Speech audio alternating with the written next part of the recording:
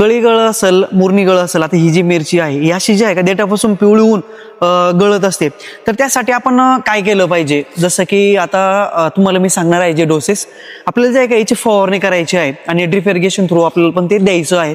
फवारणीमध्ये काय करायचं आपल्याला, विद्रव्य खत घ्यायचं आहे 05234, 100 लिटर पाण्यासाठी 20 लिटर पाण्यासाठी ते आपल्याला 100 ग्रॅम घ्यायचं आहे. त्याचबरोबर बोरॉन घ्यायचं आहे आपल्याला 20 लिटर पाण्यासाठी 20 ग्रॅम. त्याचबरोबर त्यामध्ये आपल्याला फ्लॉवरिंग स्टम्लंट जे असतं तर ते घ्यायचं आहे आपल्याला 1 लिटर पाण्याचं, आपलं 20 लिटर पाण्यासाठी 20 ml पर्यंत. आणि ड्रिप इरिगेशन थ्रू आपल्याला काही डोसेस द्यायचा आहे, त्यामध्ये आपल्याला जे कॅल्शियम द्यायचं आहे. कॅल्शियम देत असताना चिलेटेड कॅल्शियम 1 एकर क्षेत्रासाठी 500 ग्रॅम आपल्याला ते द्यायचं आहे. त्याचबरोबर आपल्याला बोरॉन जे 20% वालं बोरॉन असतं ते आपल्याला जे आहे का 1 एकर क्षेत्रासाठी 500 ग्रॅम आपल्याला ते द्यायचं आहे. त्याचबरोबर त्यामध्ये प्लॅनोफिक्स जे PGR असतं ते द्यायचं आहे 1 एकर क्षेत्रासाठी 100 ml पर्यंत. ती फवारणी जी सांगितली फवारणी मारायची आहे, आणि जो ड्रिपचा डोस सांगितला तो करायचा आहे. आपली जी कळीगळ होतीये ती स्टॉप होण्यासाठी अतिशय चांगल्या प्रकारे जे आहे का आपल्याला त्याची मदत होणार आहे. असेच नवनवीन व्हिडिओ बघण्यासाठी पेजला फॉलो करून घ्या. धन्यवाद.